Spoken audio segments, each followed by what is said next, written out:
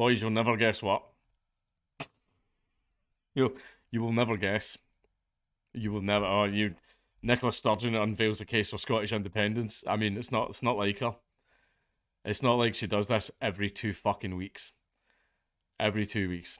It's like constant. I mean, it's not like her to talk about independence all the time. I mean, Scotland's literally fucking burning to the fucking ground with unemployment and all that, and we have, guess what? Guess what we got, boys? We highest drug deaths in all of Europe. Woo, Scotland! Scotland the brave, highest drug deaths in all of Europe, which I'm sure is Westminster's fault, somehow. Scotland's First Minister, Nicola Sturgeon, has unveiled what she calls a refreshed case for independence. It's refreshed.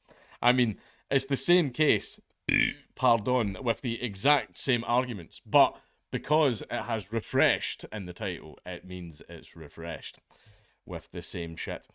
She told at a press conference in Edinburgh that her government had an indisputable mandate for a second independence referendum. Indisputable. And it's just for everyone that knows, for any of the Yanks or anybody that might be watching. When the Scottish government says indisputable, that doesn't mean that it can't be defeated with evidence. It means you're not allowed to dispute it. Scotland, woo! Miss Sturgeon was launching the first of a series of papers setting out the case to break away from the UK. Prime Minister Boris Johnson said the 2014 referendum result should be respected. Isn't democracy grand? It's a beautiful, beautiful democracy. If you don't get the answer you were looking for, you can just keep doing it over and fucking over again until you get the answer you want. Another beautiful thing that will happen as well is I fucking guarantee you. See, if we got independence, right? If we got independence and then 5 years later, Scotland is even worse somehow. Scotland is even worse, and everyone's like, oh shit, maybe it was good being in the Union, let's have a referendum. The SNP will go, no, you're not allowed a referendum. You should respect the result of the 2022 referendum. I guarantee you that's what they'll do. And opposition parties accuse the Scottish government of being obsessed with independence, which it absolutely is. Like the SNP's primary, for anyone that doesn't know, the SNP are the Scottish National Party, right? They are not nationalist in any way, right? They want a border between Scotland and England. Like that is as far as their nationalism goes. Right, they're left wing. They're left wing as fuck. The First Minister said it was now time to set out a different and better vision for Scotland. Wow, I wonder what that vision entails. She said it was time to talk about about independence and then to make that choice. Miss Sturgeon insisted she won last May's election with a clear commitment to give the people of Scotland the choice of becoming an independent country. The choice. The choice. That's not how democracy works. I mean, you choose who you vote for, but who ultimately wins is not really up to you. I mean, you can contribute to it. If you're in the majority, then hey ho, congratulations. If you're not, then your choice was taken away from you. Other people made that choice for you. Democracy is an illusion. I've been reading far too much Hopper. Miss Sturgeon insisted she won that. I've just read that fucking part. And that Holyrood had a decisive majority of MSPs in favour of independence. The Scottish Parliament, therefore, has an indisputable democratic mandate, she added. However, she conceded that a future referendum faced challenges, including what she described as an issue of process. She said Holyrood's power to hold a vote was contested. If a referendum bill was introduced without Westminster agreement, it could be challenged in the courts. Before the 2014 referendum, the Scottish Government struck an agreement with the UK Government which transferred authority on a temporary basis to Holyrood. This was called a Section 30 order. The UK Government has so far shown no indication that it would be willing to do so again. Basically, Scotland has a parliament which has some powers, but basically not complete, absolute control over all of Scotland, right? However, considering the type of people that are in there, it's for the best. But Miss Sturgeon said any referendum must be lawful and that only parties opposed to independence would benefit from doubt about the process. If this UK government had any respect at all for democracy, even though Sturgeon is currently not respecting the 2014 democratic vote, the issue of legality would be put beyond doubt, as in 2014, she added. Oh, look at that. The days gone by. Days gone by. Remember when both of them were friends and they weren't accusing each other of all kinds of sexcapades. She says she had made it clear to Boris Johnson that she was ready to discuss the terms of such an order at any time. The First Minister said her government had a mandate for another referendum, adding, if we are to uphold democracy here in Scotland, we must forge a way forward, if necessary, without a Section 30 order. An update on the Scottish Government's plans for holding a referendum would follow soon, she added. Miss Sturgeon said the independence papers would set the scene for the debate about Scotland's future in the UK. She says they would cover how Scotland can benefit from the massive opportunities independence would present, but also address the challenges and not shy away from the tough questions. Massive opportunities like what? This is one thing, by the way, that they'll do that is vague as fuck. Vagaries, vague. They just won't explain it. Independence good. Why? What do you mean, why? What are you? Some kind of yoon? You some kind of uni loon? Like that. Aye, honestly. If you, by the way, see if you want to laugh, if you want a great laugh, go on to the R Scotland subreddit, just find a random post and just type. I don't think the Tories are that bad actually. Watch or something like. I think independence would be bad for Scotland. Just watch the place burn down. Those guys, like honestly, they're like fucking, they're like the Scottish Shinrikyo man and fucking Nicola Sturgeons. They're fat anime Jesus, like they are fucking devout. I'll say that about them. They are devout in their faith. She said independence would put the levers that determine success into our own hands and away from Westminster, which was taking Scotland in the wrong direction. The first paper, called Independence in the Modern World, Wealthier, Happier, Fairer, Why Not Scotland, makes comparisons between Scotland and other European countries, all of which Miss Sturgeon said were independent, wealthier and fairer than the UK. If they're part of the European Union, they are not independent. I'm sick of saying this, right? I'm sorry. Right, I'll talk about the EU at the end of this, right? I'll get into that. Don't worry. Subsequent papers will look at areas, fucking hell, including currency, tax and spend, defence, social security and pensions, and EU membership and trade.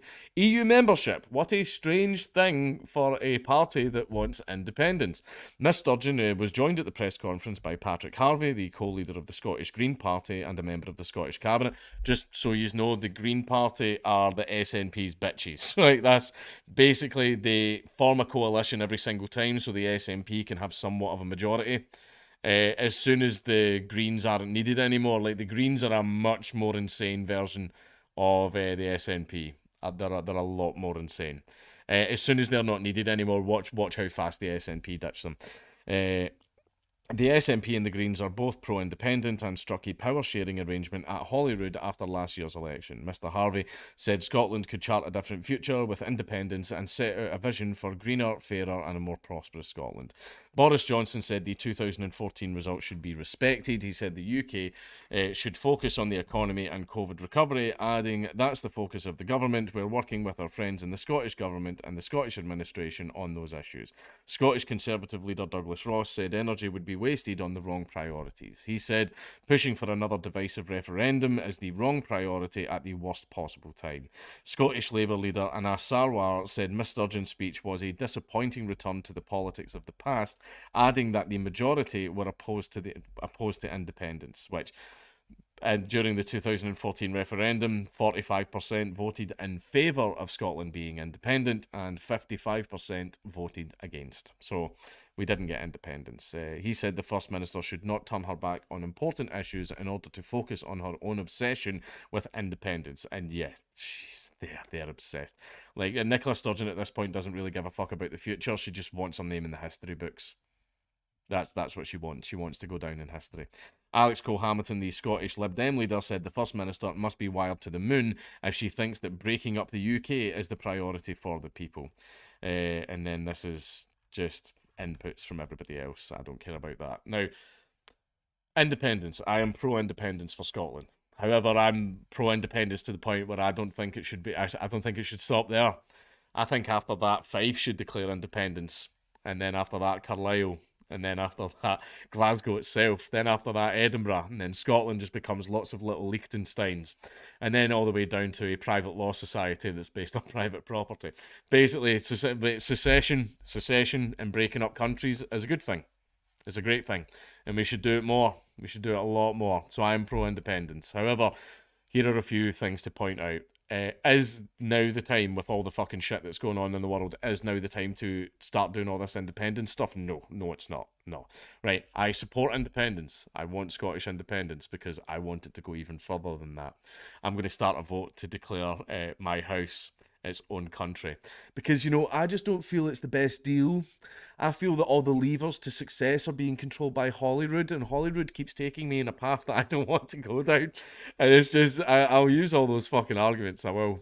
Yeah, I'm going to do it. I'll do it. But right now is not the time. It's not the time right now. Yes, I want independence, but there are much more pressing matters to focus on at the moment. Another thing as well is, and this is the thing that absolutely blows my mind, is the vast majority, I won't say all, right, but I would say 99% of all the SNP loonies are like, we want an independent Scotland to be a member of the EU, thereby making it not independent. Like, and well, technically, you get your veto. Like, countries get your veto. Like, no. Right, no, that's not how it fucking works. You get one fucking veto, right? You still have to pay money to the EU. You still have to take all the EU's immigrants. You still have to take laws imposed by the EU. You still have to do all of that, right? So see how the thing that you're complaining about with Westminster, we don't like that a foreign power gets to decide our laws, but you're okay with the EU doing it.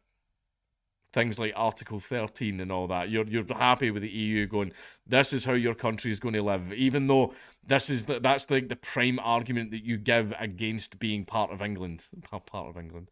Like, that's the prime argument that you give. We don't like Westminster deciding the future of our country. We want the EU to do it instead, and you somehow think that that's independence. Like, you're a vassal state. Like, what the like. Scottish independence, fine. You want to build a nice border around us, fine. I'm happy with that. Going to join the EU is not independence. Not independence. Sorry. Right? It just isn't. If you are pro-Scotland joining the EU, then you are not a Scottish nationalist TM, because our nationalists are very, very, very different from everywhere else in the world. You're not a nationalist and you don't support independence, right? If you want to be in the EU, you don't support independence. Now, one of the main reasons that I also want independence is because we will finally, it might take 5 years, it might take 10 years, but finally we will, there's only so long after independence that Big Stuggy can blame Westminster, can blame England, can blame the Tories, can blame this, can blame that. Eventually, and it will happen, maybe 5 years, maybe 10, right?